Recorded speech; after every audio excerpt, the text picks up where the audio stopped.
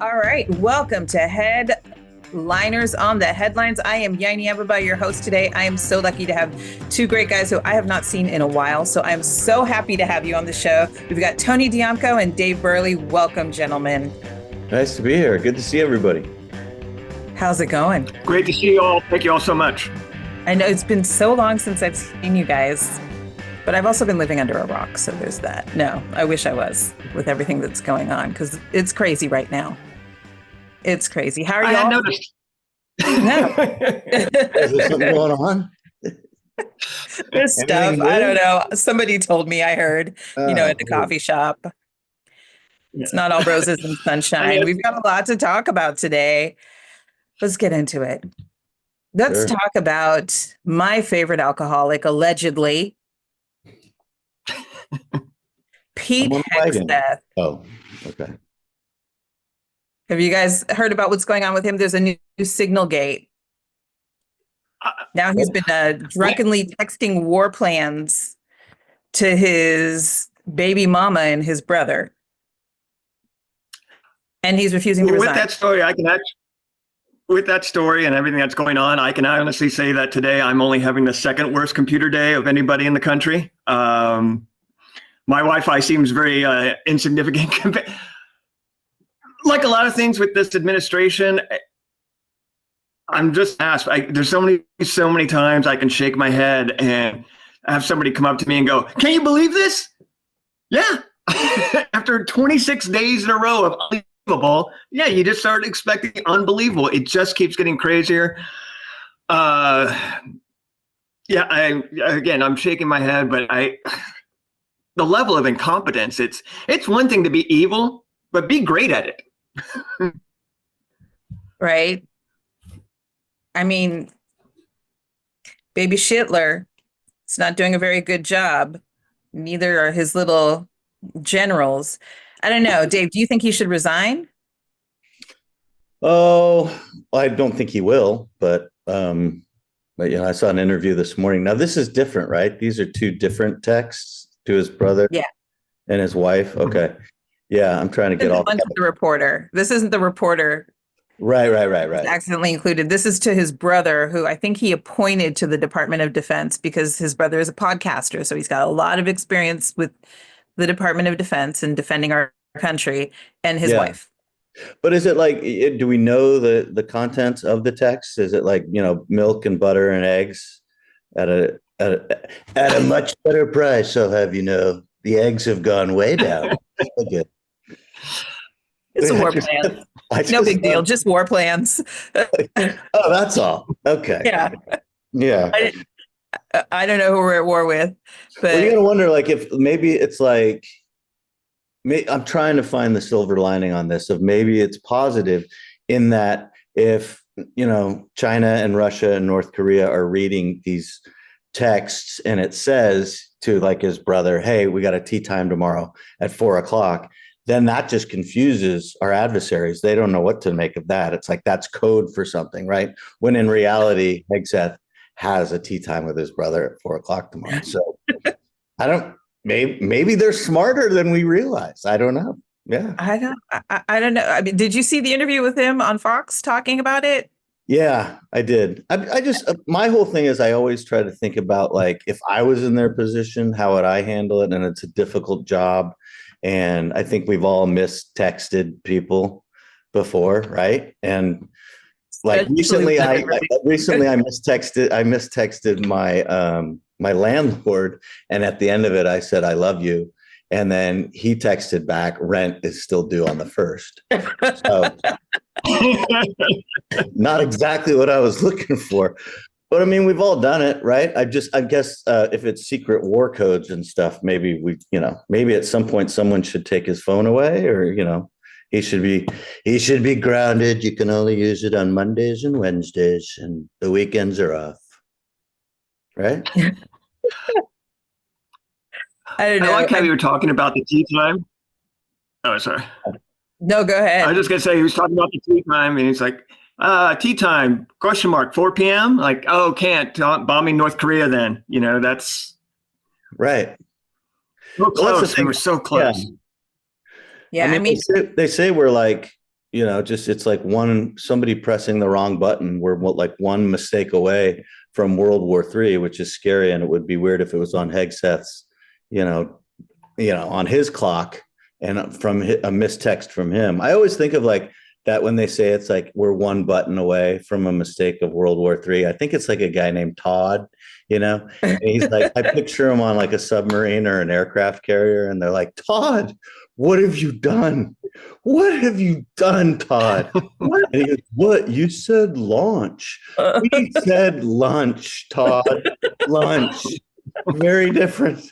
Well, now what do we do? Well, we're not having lunch, Todd. And probably not dinner either. Man your stations. I don't know. I mean, I think we're all just kind of giving a couple of these, hoping for it.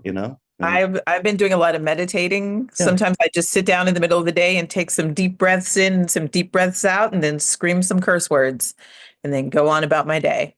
Is it working? No. Okay. No, but I'm trying.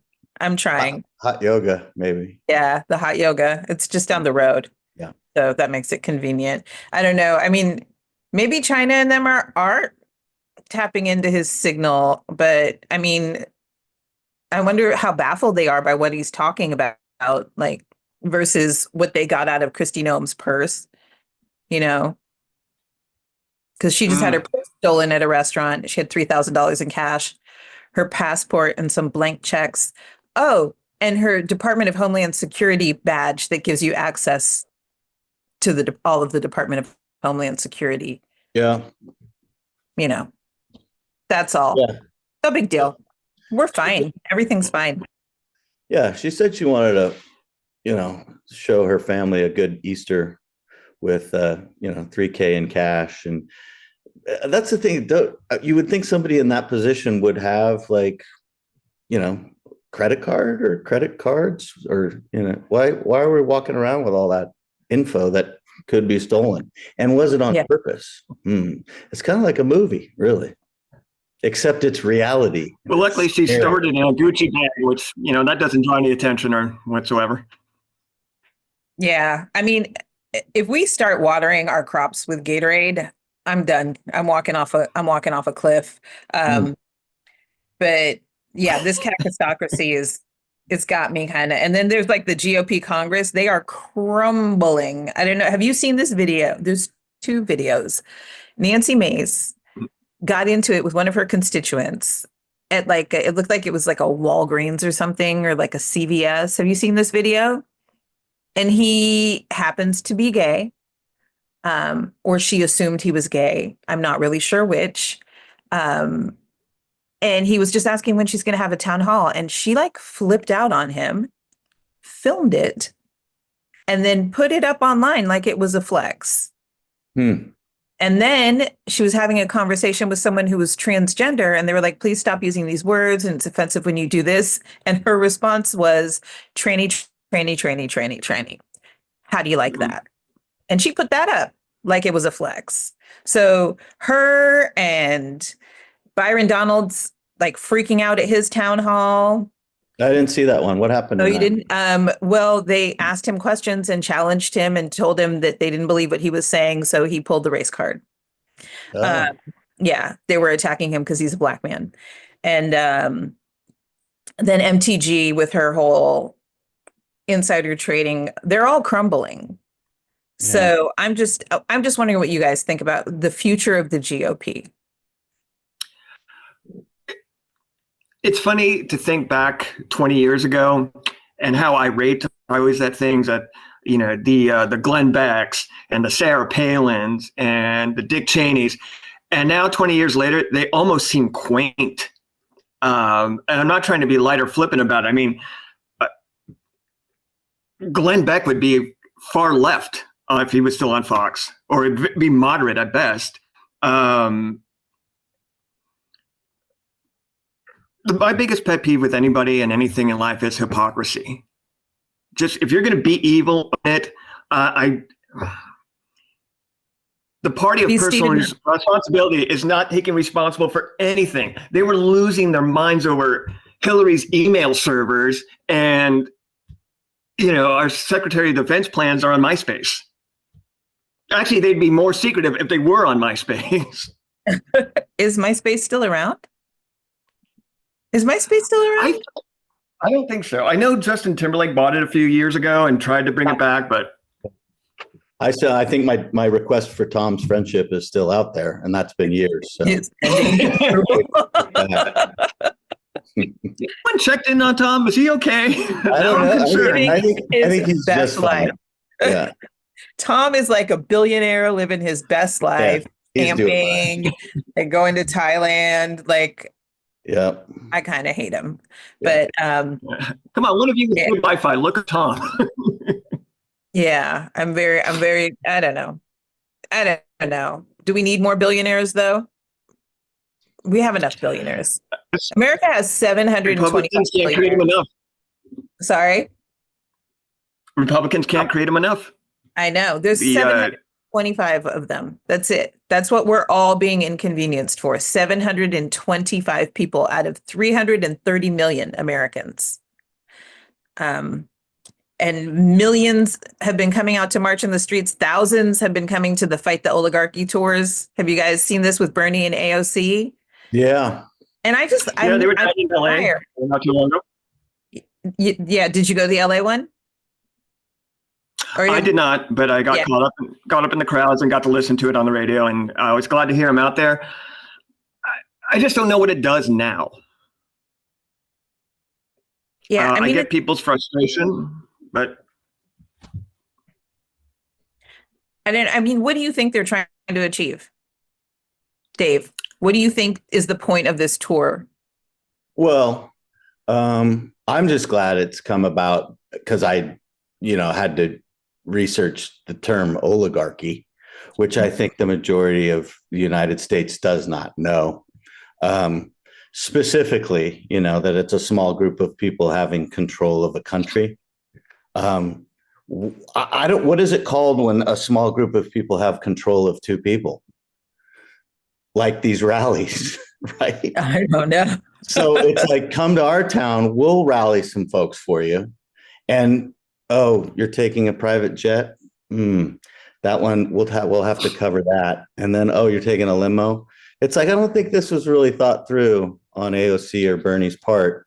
And they're unapologetic about it. It's like, at least I know they can't take like a covered wagon because that's a horse. And then, with the poop and the, the ozone layer and all that and the global the security risk. Right. Right. But a private jet, I'm just saying, don't make it so obvious. If you're, again, like Tony was just saying, the hypocrisy of it all. I mean, you can't take a private jet to these rallies and then, yell about X, Y, and Z that contradicts your own actions. But you can't go on the stage at Coachella. Yeah, well, I don't know. But that's the thing, is it can go both ways, right? It's like, MTG or Nancy Mace, just putting a spin on what they believe and hoping they get enough constituents and people behind them on what they believe, which they have a lot of people that believe what they believe. And but are they getting like 50,000 people showing up at one rally? For AOC? No, for Nancy Mace. No, right? Yeah, no, I know. I'm just saying it's like how do you're going to get caught. You're going to get caught with your hand in the cookie jar, whether it's a Learjet to a oligarchy rally or it's, investing in the stock market and watching it crash and then saying the sky's falling, when in reality, 2 months ago, you're like, everything's fine, our economy is great and this and that, until it hits you and it's personal. It's just like, I don't know. It amazes me that these people, they know there's cameras everywhere. They know there's microphones. Everything's under a microscope now. So it's like, who are the ones who get off scot-free and are Teflon? Who never gets affected by any of it? Oh, that's right. That guy. Can't touch me. Not gonna do it. It's gonna be fine. Seriously, how does that happen? The guy at the top, nothing ever happens to him. There's a rumor that he has a spell of protection, according to Witch Talk. It's called wait, I forgot what it's called. I have to look at it. It's like an egregore. Huh. And it's a term, it's a non-physical entity or thought form that arises from collective thoughts and emotions of a distinctive group of individuals. And they're saying that because he's constantly on everybody's mind, it gives him a sphere of protection along with like some dark forces that have cast a spell of. That's so ironic in that when the Pope died the other day, MTG said today there were major shifts in global leaderships. Evil is being defeated by the hand of God. That's what she said after the Pope died. Who's her God? Well, she didn't mention any. I mean, you just have to. That's the thing too. Everything is so cryptic and weird, and you have money and power. Yeah. Yeah. That's her Jeebus. I don't know. I just want to point out. I'm sorry. I just wanted to point out where it's 2025. We're talking about politics and the presidency, and at some point the conversation turned to witchcraft.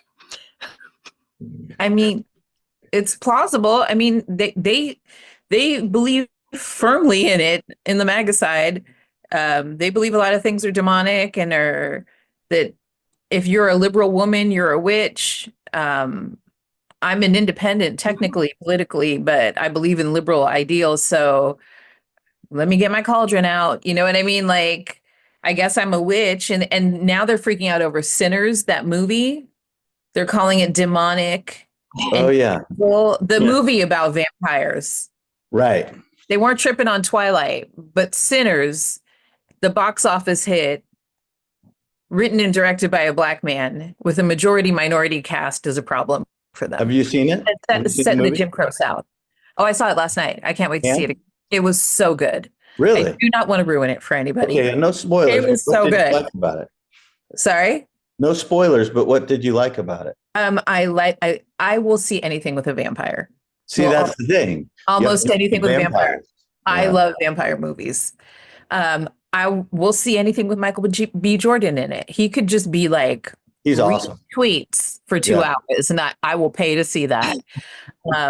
Didn't he play the part of twin brothers? Yes, and it was so good. I mean, it was so good. And then the pay. Sorry. Did he get twice the pay for doing the movie?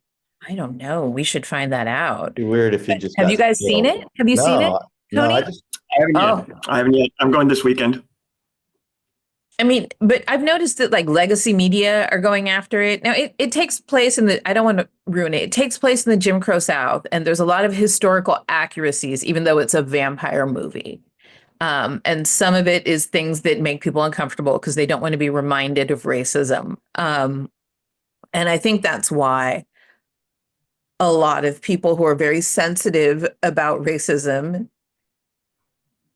are flipping out about this movie. But also legacy media is flipping out over its success and trying to diminish it. And I'm just, for me as a Black person, I feel like we can't have nice things without someone trying to shit on it, especially a vampire movie. Like, come on, give us a vampire movie.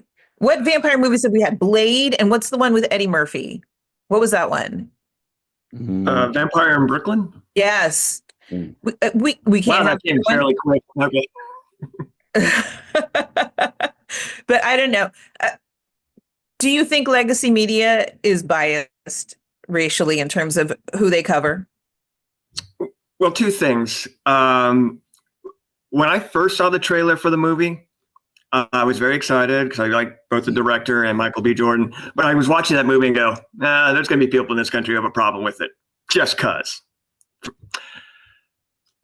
What's interesting about legacy media is seeing how many, you talk about Teflon Don, I mean, so many, not just people, but companies are kneeling to him, changing their business approaches. Colleges and universities are changing what's made them who they are for hundreds of years. And we were talking earlier when you were talking about Trump being bulletproof. that's part of the problem, is that he inspires people, and there's no line between fame and infamy anymore. The funny thing is that the people closest to Trump and who've been emulating him the most have been the ones who got burned. Look at all the people from his first term. Mike Pence had a career before Trump. It's all these people got taken out by him, and they think they can get away with it because he does, but he's got Wicca. He's got he's got 3 chicks asking for a globe so they can look at him. He's got dashboard talk. I'm gonna check out the movie, but I gotta admit I'm not a big vampire guy. And I'll be honest, when I think of struggle or oppression, I don't think of vampires. I mean, unless the parallel really worked. I mean, sure, there's the whole garlic thing and, too much sunlight and, maybe a puppet on Sesame Street that gets to count to 10 and sometimes 20. But in the end, I mean, how do they draw the parallel? That's what I want to see. I'm very interested to see that. I can't tell you without ruining it. Yeah, I get it. But as far as like MAGA calling it demonic, I mean, that's ridiculous. That's or the mainstream media trying to, say it's demonic. Then I don't know. There's so much other stuff. I mean, you could just scroll TikTok and find demonic stuff. I mean, I think everything's going to be fine. But if people want to use it to, bolster their political agenda or their party, then anything goes these days, right? Yeah, I personally am tired of them constantly using everything. Like, we can't have anything without it being political for a certain group of people in this country. Yeah. Like, everything's political and it's exhausting. I don't know. Did we lose? Did you find that they kind of dealt with some demon-like things, or was it pretty edgy? They dealt with some issues.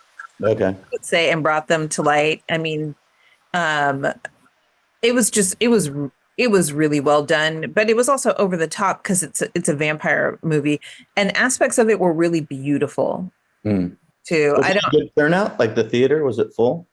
No, it was. I went nobody to goes to theaters anyway. I'm envious that you went to a theater.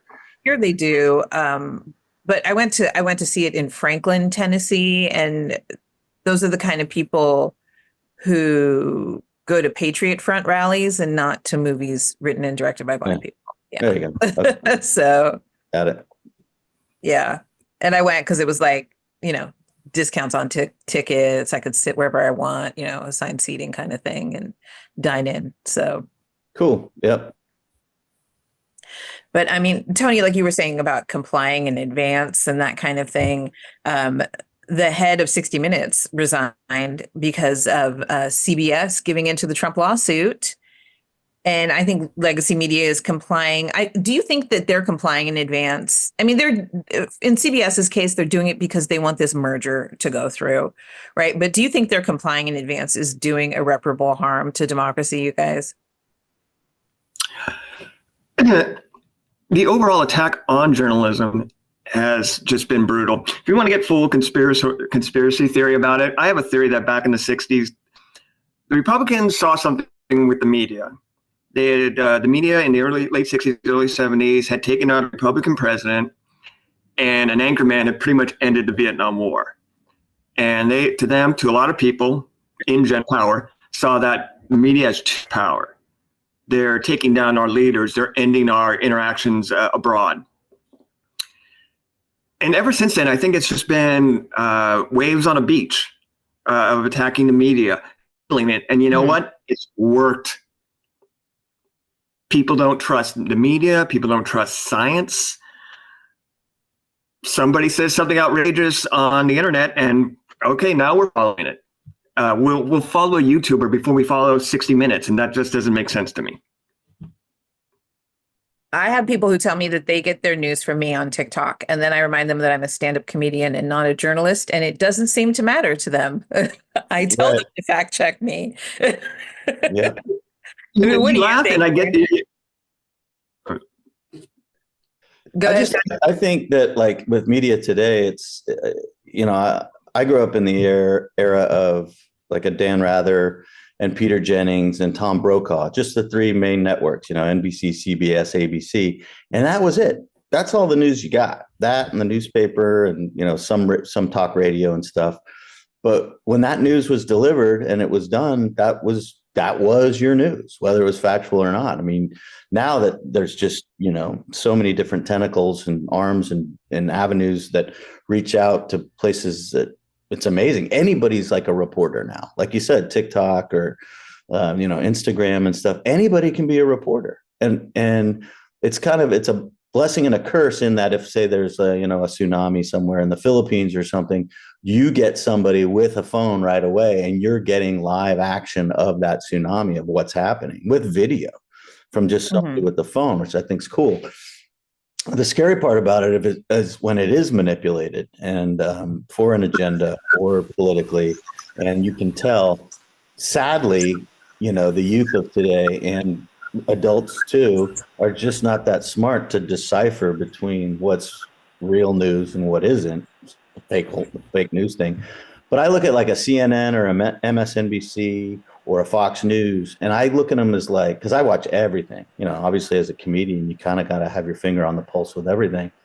And I look at them as like a club or a bar, and it's like, oh, I go to that club because that's my vibe, CNN, or I go to MSNBC because I feel comfortable there. And it's just weird that there isn't like the three giants, like a CBS, NBC, ABC. I mean, there still is, but it's not a trusted Brokaw, or maybe it is. I don't know. Maybe people feel two of them gave in to lawsuits from Trump and are basically complying because he's using the FCC against them and, threatening to ruin their attempted merger for CBS, and he had that lawsuit against 60 Minutes because he didn't like the way they edited the interview with Kamala. And then ABC, they settled in a lawsuit that they could have won. Yeah. But they chose to comply in advance. And I just wonder how the media complying, how, when someone has fascist tendencies as a leader, that's going to help them suppress information to the people. And that's what I worry about. You know what I mean? It's important for people to have information. For example, we've had 2 Saturdays where millions of people came out in the streets to protest, and they kind of covered it this time. Yeah. The mainstream media did. Yeah. Yeah. I think, I even think people who, like older journalists, like I was talking about, like, Brokaw or, Dan Rather, like they've completely detached themselves from it because it's so different now and so, unpredictable and not consistent and not what they came up on. I love to watch Dan Rather now when he interviews on Axis. Have you seen that? Where he's like interviewing rock stars. Stuff like Dan Rather. I mean, oh yes, I just signed up for his Substack. What's that? I just signed up for his Substack. Subscribe to his Substack. Okay, gotcha. So, yeah. I didn't know he was doing that. That's exciting. Oh no, it's hilarious too because he'll be like interviewing like Perry Farrell from Jane's Addiction, and the questions that he asks, just like your grandfather interviewing this rock star, and it's just like, hey, say with us is Perry Farrell from Jane's Addiction. Say, Pedro, what was Jane's addiction? What was it? And then Perry Farrell like, sex, drugs, and rock and roll. Dan, he's like, yes, okay. No, but seriously, what was her addiction?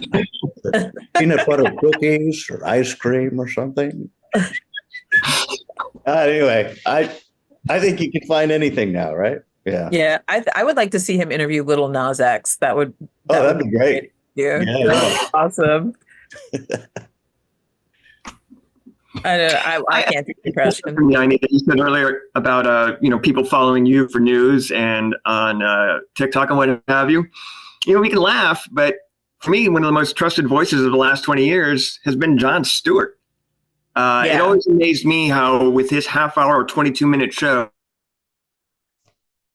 stories that networks that had 24 hours weren't getting to. And it was a tip that I had to him to what he brought to journalism, but to use his, terminology, is also a wag of a finger to everybody else in journalism who all this time, all these expenses and all these means and opportunity, and this comedian with 22 minutes was just doing it better than them.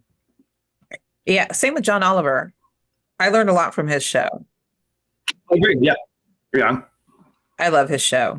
Yeah, I do like how like Jon Stewart and Bill Maher are kind of like taking the middle now too, though. I enjoy hearing their perspective on both sides and just reporting it how just a comedian would see something ridiculous happening on either side, whereas it being so slanted to one side or the other, that's when I get turned off to it completely. And I try to do that in my act. I try to play the fence and try to find the funny on both sides, which I think is traditional with comedians, especially impressionists. They're just making fun of the characters involved, and there's so many characters, right? I mean, yeah, but I mean, I don't know. With me, for Bill Maher, even before he went and met with Trump and had Steve Bannon on the show and got dragged across the comedy world by Larry David, he would say some things on his show where I was like, oh, he's racist. Like he would say some things where I'm like, that's really racist. Yeah. Okay. And then he would say things where I'm like, oh yeah, I totally agree with that. So I felt like all over the place. I watched his show, but I feel like, do I like him? Do I not? Like, how do I feel about this guy? Right. So, and which may be a good thing. Maybe that's what he's trying to do. But sometimes he'll say some things that are really, he really doesn't like Arabs, especially the ones that are Muslim, basically. Okay. And he makes that very clear on his show. And so, I don't know. I'm one of those people where I love people. I just hate their behavior sometimes. You know what I mean? I'm not the kind of person who's like, I hate that person because they're that. I just hate what they did. Right. So. Right. So it's hard for me when I see someone getting up and using their platform to be like really anti-Islamic, and I know he doesn't like religion at all. I know he's an atheist. But sometimes the things he says, I'm like, I don't know. That's not cool. But I don't know about the media right now. Like, yeah, it's hard. Like on TikTok, and TikTok and Instagram, I have followers who are like, you need to quote your sources. And I'm like, it's stand-up comedian in my bio. Like, fact check me, please. I want you to fact check me. Like, I do actually try to fact check my stuff, but sometimes I get it wrong, and it's okay because I'm not a journalist. You know. Right. Do you take a lot of the sources are my? You take a lot of flack and hits from some of your material and stuff. I mean, does it get? Oh yeah. Does it get like obnoxious or? Oh yeah, I'm totally obnoxious. I'm super obnoxious. I curse. My favorite word starts with a C and rhymes with punt. Yeah. No, I meant the audience. Does the audience do they give you flack and hold you to? I have people who lean very right who are on there trying to troll me, and then I just kind of drag them, and then they block me. Yeah. And then I have a whole base of like women who were like me in their 50s, menopausal, and full of rage. That's kind of where we all are right now. Like if I start an army, my army is going to be full of menopausal women, and we are going to win because we're mad. Mm-hmm. Oh yeah. I believe you. You better, Dave. I do. You better. I do. Oh my God. I got about a half dozen angry ex-girlfriends who would proudly join your army. Yeah. Okay. Send them to my TikTok. I'm brainwashing them as we speak. Yeah. We're just such a weird time, like where we've got like the world's richest man. He's leaving government, you guys, to focus on Tesla. Yeah. Elon he's hanging his Doge hat because he wants to focus on Tesla, because Tesla has dropped 71%, I believe. Tesla sales 77. Yeah. I think he thinks he could save it. Like he needs to bring his personality back, but he doesn't realize that his personality is the reason why Tesla is suffering. But I mean, does it even matter that he's leaving Doge? I feel like he's gotten what he wanted out of it. I don't know if this was, I believe this was this morning. Based on the contract that he had with the government, it was going to be limited to 120 days, which I had never heard that before, but he's not getting paid. So he was going to be leaving in 120 days anyway. But I think the report about the 77% drop yesterday and his own popularity going down made him go, we're about set through. I think I got everything done. I'm going to just back away. But that goes back to what we were talking about earlier about the accountability, right? There's no accountability about how his behavior is creating this situation. They act like it's happening to them, like they're not participating in it. But even though he didn't get paid, he got a new $5 billion contract with the government. He's the world's richest man because of his government contracts with our government and other governments. And his behavior is why he's losing. What has he lost? Like 120 billion, and he's still the world's richest man. But I don't know, Dave, do you think he got what he wanted out of it? Or is this about his ego? I mean, because it's everyone's data now.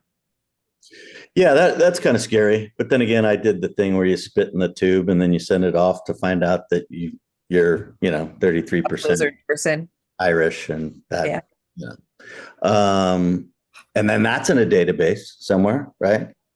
I don't know. You can go down the kind of conspiracy rabbit hole, but it's like you think that he'd have like a bigger, like I think in his mind, like this whole, popping heads and just getting rid of people and, cutting the fat, as it were, or people getting checks that shouldn't be getting checks. I mean, in his mind, I thought he thought he was like Batman, and solving all these problems, and then thought the world was just going to rally around him, like they did his cars, or him being so innovative and cutting edge, and it just backfired. Now, did it backfire because he's Trump's right-hand man at the time, or did it backfire because people were like, this isn't the way to go about this?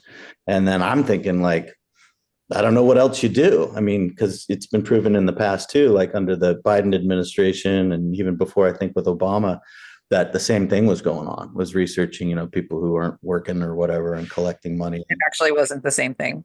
It was students studying data that didn't violate the privacy of Social Security for a university, which is not the same as big balls going in and dismantling Social Security and denying access to the recipients of Social Security. No, I get that. I mean, I know it was on steroids and still is, but it's like compared to the other two administrations. But it was also, it was on the agenda. It was on the table. They just didn't have a big balls or Elon to go do it, or a Trump.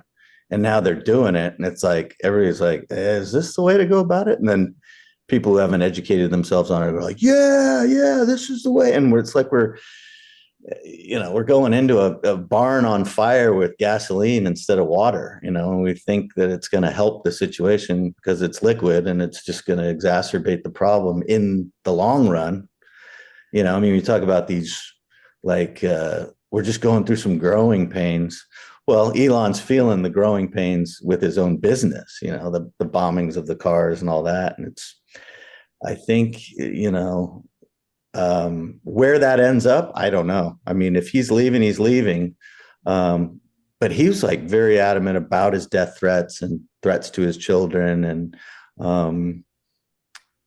in the end, I don't know if he really gets it or cares. He just doesn't seem like, it just seems like pedal to the metal, and we'll just see what happens. We hope we don't crash, when in fact, it just seems reckless. There's rumors of him crying, like curling up on a sofa in the Oval Office and crying because people hate him and are blowing up his stuff. I don't understand the death threat thing at all. I don't get it. I've had people send me death threats because they didn't like my TikToks or they didn't like my Instagram posts, which is weird. Because if I see a post that I don't like, I just keep scrolling. But some people feel the need to tell you that they're going to do something to you. which is, in my opinion, a waste of time. You know, I don't understand threatening. I'm not a violent person unless someone's violent with me first. You know, I'm just a mouthy person. But as far as our data goes, what is that in reality? And didn't everybody have it in general anyway? China and whoever else, if we're on TikTok and all that. And I think it's more about having access to your private data, like your social security. Yeah. And now, like, RFK is using people's private medical records to create an autism database. I don't know. Have you guys heard about that? No. Okay, so RFK is on a mission to go after autistic people. They don't contribute to society, even though he doesn't understand that there's a very varied spectrum of autism and that a lot of brilliant people contribute to society who are autistic. I think he thinks they're all non-functional autistic people. And so he's creating a database, kind of like, you know, Hitler, of people with autism, and he's getting the information from private medical records, which I believe is a violation. So that's the kind of private data. I don't know. I mean, do you think that he has a right as the head of Health and Human Services to access people's private data? I don't know the legality of it, so I wouldn't even want to voice an opinion on that. But it's just maybe I feel like we're just being inundated with things every day, sometimes multiple things a day, that it's just leaving a lot of people in this country sort of punch drunk. You know, it's like they've gone 6 rounds. They're still taking punches, but they don't feel them anymore. Because I mean, it feels like something happens on a Tuesday, and by Thursday you forgot about it because 9 other things popped up. And I'm sure, like a lot of people, I feel like sometimes it's incredibly overwhelming, and sometimes I just have to take a break from it. I can't handle it anymore. I used to be a huge news junkie when I was working at home or just in the car, and now I listen to 5 minutes and I can feel my blood pressure going up, and I can feel my depression getting worse. And sorry, that's more of a long-winded answer than you were looking for on the RFK Jr. thing. It's just, again, it's one punch after another, and it's just hard to keep track of it day after day. I mean, that's what they want. They want you to be overwhelmed and then just become numb so they can just get away with all of it. Sort of working, isn't it? Oh, it is. It's a never-ending battle. You talk about meditation and all that. I mean, we got to do everything we can. I mean, over the last several years, I've changed a lot of things, just trying to be a healthier, better person. But last few years have been a little daunting. And yeah, it's like you said, David, it's working. Yeah, it's a crazy time. I think the whole thing too, I was watching RFK last night on the autism thing, and then also the food dyes and how he wants to ban all the food dyes that are, you know, in kids' candies and cereals, and, you know, the red number 5s and the yellow number 6s. And like read an article on it, and like even like pickles, like a dill pickle in a jar, like the Spears, those have a yellow dye in them. Like, I think everything has dye in it, which is really kind of weird. And then the companies, the corporations that make all the money of these candies and whatever, you know, cereals, they're going to be up in arms. They're not going to let that happen. And yet RFK is trying to do that. And then also with the autism, he's trying to discover why the numbers are up. So the numbers have been up with kids getting autism or even being on the spectrum. Even with, I have friends who are autistic and, you know, also have Asperger's, and which is a strange name when you think about it. Asperger's. It's like, I know it's the doctor's name, Dr. Asperger, but it's tough enough growing up with conditions in adolescence. I mean, was like titty tacos, was that taken? Really? Penis waffles? Was that already being used? There's penis waffles. Asperger's. I've seen all 3 of those things TGI Friday. Is that weird? Yeah. Yeah, they're on the appetizer menu. Yeah, I on don't the know. happy hour appetizer menu. You get the combo platter with all three. It's weird. Yeah. It's just such a radical approach. And it's like, yeah, you want all these answers and yeah, you want people to be healthier, but the whole MAHA now is what it's called, Make America Healthy Again, is so corny. And Yeah. it's like, man, it's not going to work.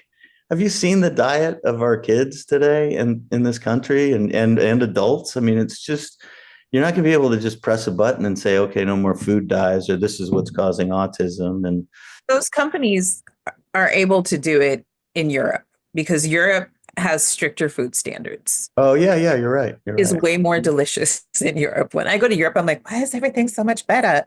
Because they have stricter bio standards and they have, stricter food standards. Same in Japan. And these companies are selling their foods in these countries and complying to their rules about dyes and ingredients. So Kellogg's was going to be banned in Japan unless they changed their recipe and eliminated certain things that Japan believes cause cancer. So they did it. Yeah. France doesn't allow all the dyes in the foods, and that's an EU standard now. So the companies can do it. Some of their foods are just banned. Like Ritz crackers are banned in Europe. Yeah. I don't know what's in them, and I know that, and I still eat them. But do you think with the government getting this information regarding like autism and this autism registration, deep dive into people's personal stuff, do you think it's going to make a difference? And even if it doesn't, do you applaud the fact that at least they're trying to see why there's more births with autism now? I do not, because first of all, I think that a man who talks like this and has a dead worm in his brain and eats roadkill is the least qualified to talk to us about our health. It's purple 23. Yeah. That died back in 68, purple 23. That's why it's that way. But I just, France has autism rates that are similar, and they have banned all these foods, all these ingredients. And it's been pretty proven that it's genetic. It's not caused by vaccines. I have a very good friend who has we've been friends since we were 6 years old, and her son is severely non-functioning autistic. And the thing is, I've talked to some people who are disabled rights advocates, and they are worried that they're going to be sent to a camp. Yeah. They're worried that this is a eugenics kind of thing where they are going to be unalived because they don't serve a purpose for society. Oh, man. And that they're going to lose their rights, that the ADA is no longer going to be a law. Like, they're terrified. So when he announced that he was creating this registry, I think a lot of people who advocate for disability rights, it sent them into a panic. Yeah. Well, and Elon Musk is self-admitted to being on the spectrum, and he and his brother say that he has Asperger's. Mm-hmm. So maybe he leads the group. Yeah, I mean, obviously. Well, the rules don't apply to him. Yeah. Oh, that's true. Yeah. That's true. Yeah, get all these kids to make, crazy, innovative cars and robots and things, and I don't know. It's wild. A couple things I did want to add about the autism numbers. Part of it, the numbers going up, is because what we define as being on the autism spectrum has changed. It has grown. Even Asperger's isn't really used anymore. It's more of just a part of the autism spectrum. And I'm all for research. I'm not anti-science and I'm not anti-theories. The problem with autism, though, is for a long time, people have been drawing correlations that didn't make sense. They're like, well, ever since the late 1980s, autism has gone up. Well, you can, that's the same time dominoes came out. So now you're saying this is causing autism? And I'm not trying to be flippant or loose. People are just throwing out theories because, the years match up. But